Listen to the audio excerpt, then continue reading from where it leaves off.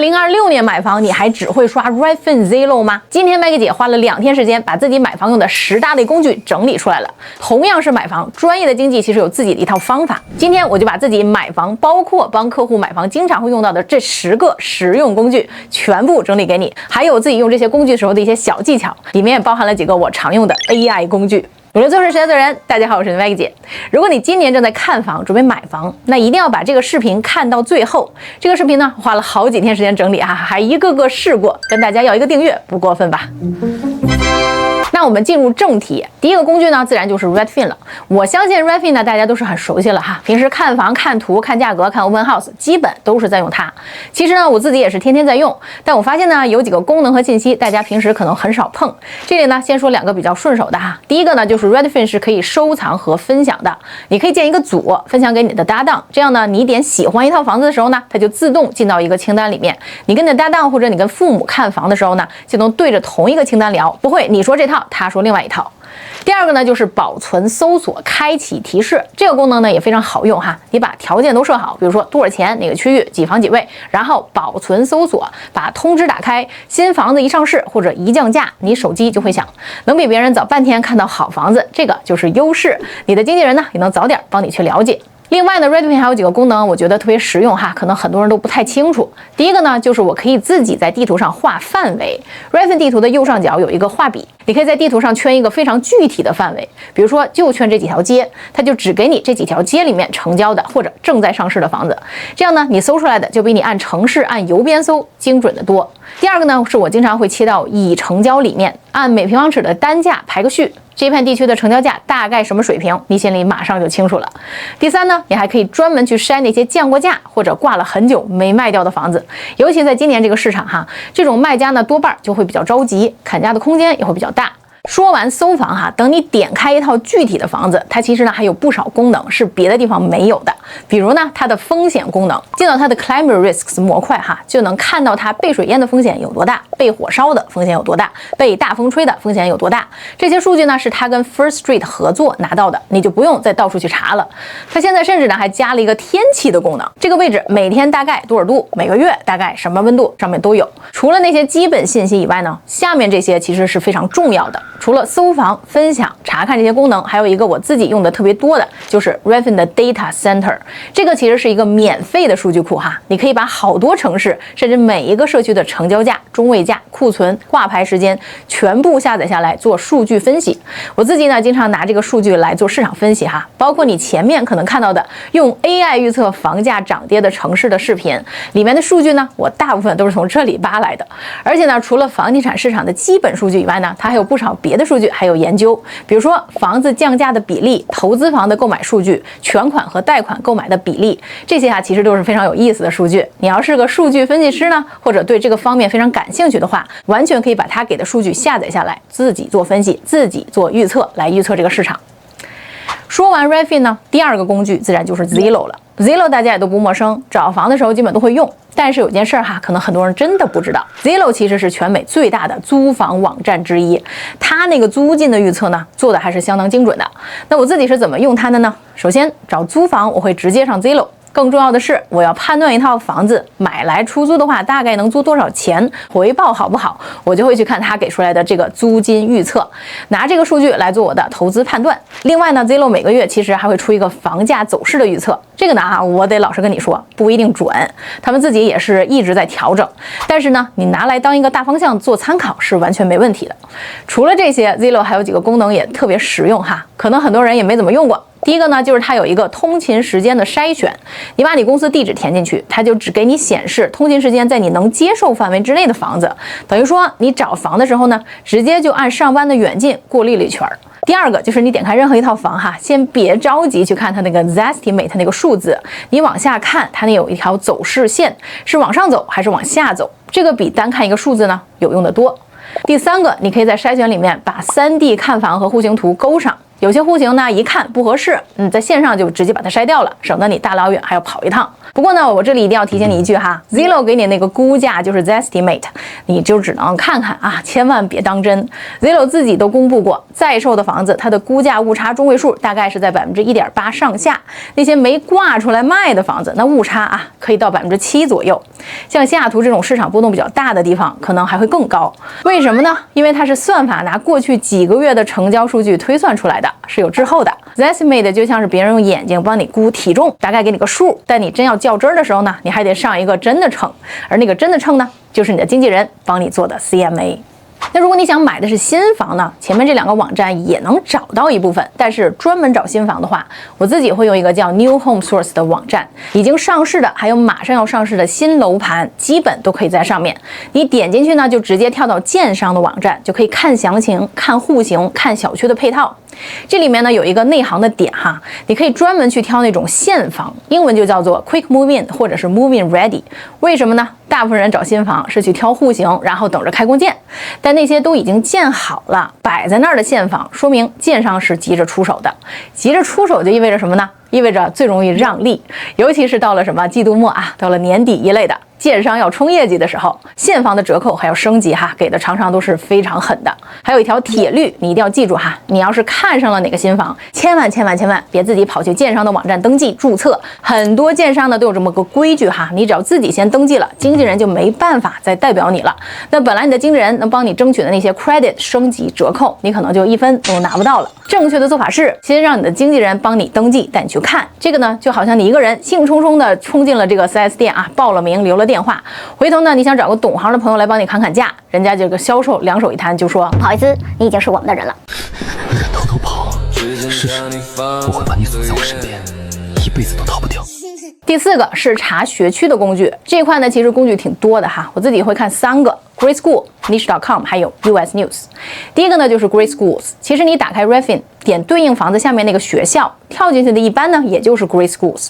但我在 Great Schools 这儿哈，不会只看那个总分，我会往下拉，去细看它的每一项。比如我更看重考试成绩，那我就重点看它的考试成绩。我希望孩子在这个学校能有进步，那我就去看学生进步那个分儿，还有不同群体之间的差异，这一项呢其实也挺重要的。为什么要看细项呢？因为有时候2个学校总分一样，差就差在里头这些细项上面。我还见过有的学校哈总分很低，可它的考试成绩呢其实非常好。它低呢是因为以前那个平等性的分数低，人种比较单一，所以呢你一定得点进去看里头具体的分数，别被一个总分给骗了。第2个呢就是 Niche.com， 我一般用它来看学区的排名，还有整个学区或者某个学校的口碑。那家长们到底是怎么评价这个学校的？这种评价呢，其实 Great Schools 还有 Niche 里面都有的，你可以拿来做一个基本的了解。当然还有一个特别有用的，它能够看到这个学校毕业的人最后都去了哪些大学，那这个信息还是很值钱哈。第3个就是 US News， 在这儿我主要看具体学校的排名，特别是高中的排名，它会列出 AP 课程的比例、升学的准备度这些信息。如果呢你是看高中，我觉得 US News 是一个非常准也是非常权威的网站。这里有一个点哈，一套房子可能紧挨着一所好学校，但这不等于它就在这所学校的范围里。学区一般呢是按地址来定的，而且这个边界呢是有可能会变的，所以你这套房呢，如果刚好在2个学区的交界处，你一定要去对应学校的这个官网，找到那个按地址查学校的工具，把房子地址输进去，确认它到底归哪一所学校。我真的见过有人哈，冲着某个学校去买的房，结果呢就差那么一条街划到隔壁学区去了。最后说一句啊，其实光在网上查这些排名啊、分数啊，还只是一回事儿。看学区、看学校，还有一个特别重要的点，你得亲自去这个学校的开放日去现场看一眼，这样呢，你才能感受到这个学校、这里的老师、这里的学生到底是一个什么状态。这么做呢，才是对孩子最负责的。第5个工具是大家天天都在用的 Google Maps， 但是下面这几招呢，用的人就不多了哈。这是我们做经纪人会用的方法。第1招，查忙的时候的通勤。如果你周末看 Open House 的时候，随手一查路线，它给你的是当下空着路的时候，你应该是这么做哈，把出发时间设成工作日的早高峰，比如说周一早上8点，让它按真实堵车的情况来算。然后呢，再设一个晚上5点的回程，你会发现哈，同一段路空着的时候可能就2分钟通勤，到了早高峰呢，可能就要50分钟。买房这件事哈，最容易后悔之一的就是通勤。你看房那天是周末啊，路上没什么车呀，你就觉得挺近的呀，结果搬进去第1个周一早上你就傻眼了。第第二招呢是用街景里的时光机，你把那个小黄人拖到街上，进到街景里面，找一个左上角那个小时钟哈，这条街过去10几年不同时间长什么样，全都能调出来。那这个区周边是越来越好呀，还是越来越旧呀？隔壁那块空地原来是干什么的？有没有那种一直空着的破房子等等？你把时间轴一拉，就能看得清清楚楚。第三招呢，切到卫星图去找硬伤。你看看这房子的背后是不是紧贴着高速公路，有没有高压线、铁轨、变电站这些东西？你还可以用那个测量工具哈，量一量它离最近的高速有多远。这些啊都是会影响噪音，影响你以后转手的东西。光看照片你是看不出来什么的。这个呢就跟你查迪士尼的项目一样哈，平时显示无需排队，你真去了那天呢才发现哇要排队2个小时。第6个就是房子的身份证还有病历本了。其实房地产网站上呢也有部分基本信息，但有几样东西呢是你得自己去官网才能查得到的。这个网站叫 King County Parcel Viewer， 还有呢就是 Assessor 的 eReal Property， 地址一输你就能查出一大堆的东西。我觉得呢头一个值得查的就是这个屋主哈，他是用什么方式持有这套房的。比如说呢，如果他是用 LLC 用公司名义持有的，那这套房呢很有可能就是一个投资房，那你判断的思路就不一样了。再有呢，你从屋主的名字、持有的时间，其实也能大概判断一下这个卖家是一个什么情况。比如说是个上了年纪准备换小房子的老人家，还是一个年轻人，你心里对他为什么要卖就有了个谱，谈起来呢就更有底了。还有一个特别实用的，就是你能查到现在这个屋主是在哪一年花了多少钱买进来的。你还可以顺手看一下这套房过去的转手次数，还有持有年限。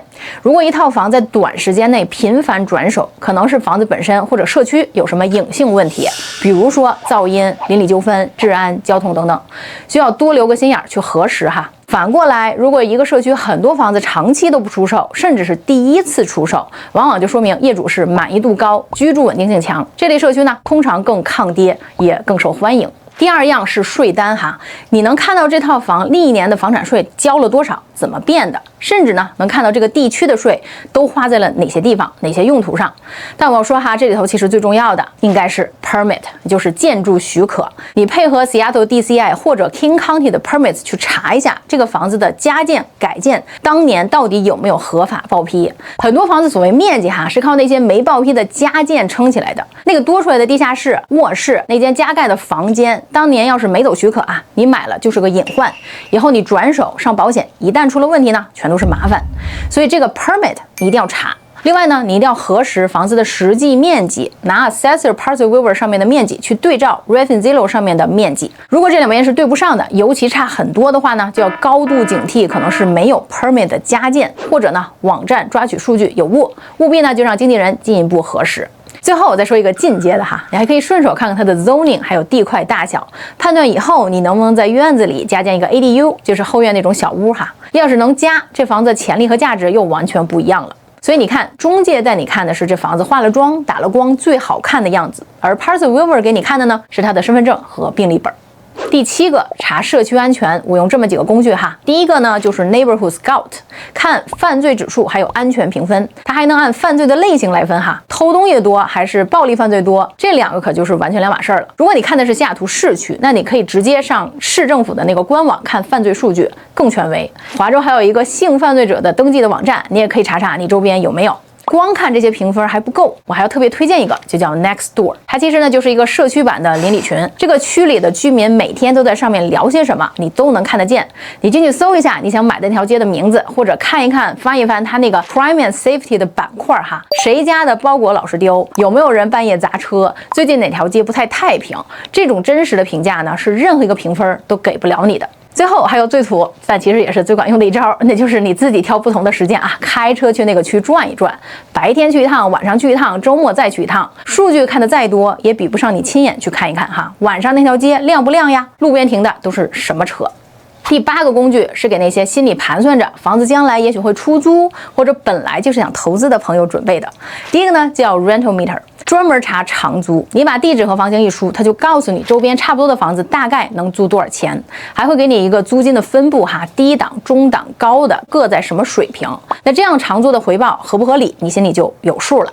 第二个呢就叫 AirDNA， 查的呢就是短租，也就是 Airbnb。它有一个功能叫做 Rentalizer， 你输入一个具体的地址，它就能帮你估出来哈，这个房子要是拿来做短租，一晚大概能收多少钱，入住率大概是多少，一年大概能赚多少。你要是想做民宿，这个数据可是非常直接的。不过我得提醒你一句啊，这也是一个进阶的判断。短租在很多城市、很多 HOA 是有限制的，所以你买之前呢，一定要先弄清楚啊，这个房子到底能不能合法做短租，别光盯着这个 AirDNA 上面那个诱人的年租金就上头冲动了。说白了，下手之前呢，你先把这房子能帮你挣多少钱算清楚，而不是光看它长得好不好看。第9个是各种计算器。其实呢，算钱不用满世界的去找工具啊，几个就够了。但关键是你得算全。先说月供 ，Redfin 和 Zillow 的房源页里面呢就自带了一个计算器，你点一下呢，每个月还多少钱就可以算出来的。但是呢，你一定要记住哈，光看本金加利息那还差远了，你得把房产税、房屋保险还有 HOA 都加进去。要是你首付不到2成呢，还要一笔 PMI 保险金。另外，到底是该租还是该买呢？你可以用 NerdWallet 那个 Rent versus Buy 的计算器。它会算给你看，你得住够几年买才比租划算。那这个打平的年头啊，特别关键。你要是过2-3年就得搬家，那说不定呢，租反而更划算。还有利率和提前还款，你可以上 Bankrate 把各家的利率呢比一比，别拿那个3个月前的数字来算哈。Bankrate 上面还有一个进阶的功能叫还款计划表，你可以看一看啊，要是你每个月多还那么一点点本金，30年下来能省多少利息，那个数字往往能把你吓一跳。另外呢，还有一个网站叫 mortgagecalculator.com， 这个其实是我自己的贷款经纪推荐给我的，他们做贷款的呢，平时也用这个来算，我自己也把它存下来哈，因为它做的特别干净，非常整洁，用起来也很顺手。这个就是看病要先量体温是一个道理，你先把数字都算明白了，再去看房，别等你看上了，心也动了，才发现哦，自己根本是供不起的，那个时候才是最难受的。好，压轴的第10个来了，这也是我觉得啊，2026年买房最大的不一样，那就是 AI。说白了啊，以前你心里那些想问经纪人的问题，这2个区到底哪个好？这份披露文件里面有没有坑？这个房子到底值不值这个价儿？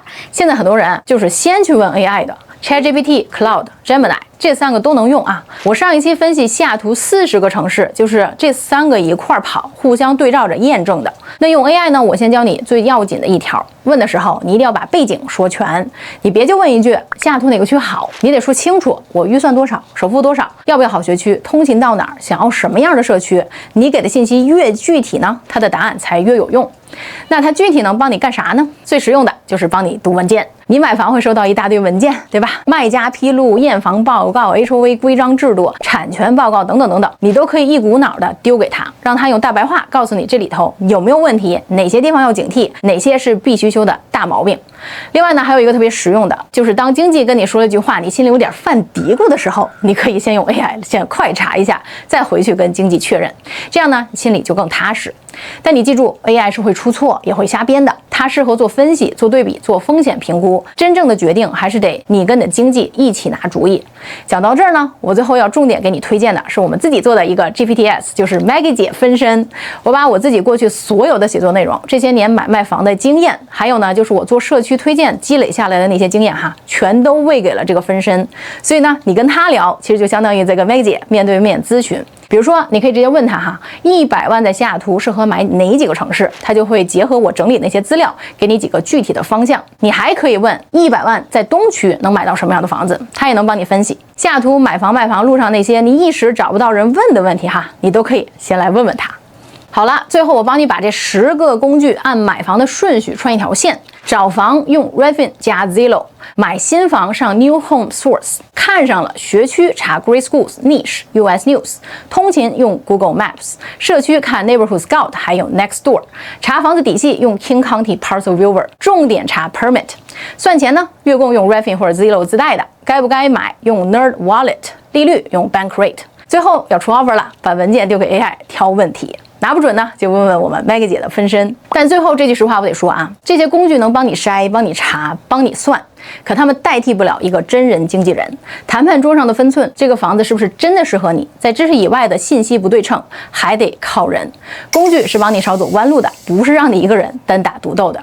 光听我说一遍，你肯定也记不住。所以呢，我就专门给你准备了一份2026年买房工具大全，放在评论区置顶的链接里面。这里头可不只有今天讲的这10个工具哦，还有麦克姐之前整理的买房可能会用到的30多个工具和网站，以及麦克姐自己的 AI 分身。点赞这个视频，订阅我们的频道，打开小铃铛，评论区写上你自己喜欢用的工具，并且填写我们评论区的置顶 Google 表单，我们就可以发给你啦。最后呢，如果你在西雅图有买房或者卖房需求，也可以在评论区预约一个30分钟的免费会议。我是你麦克姐，我们下期见。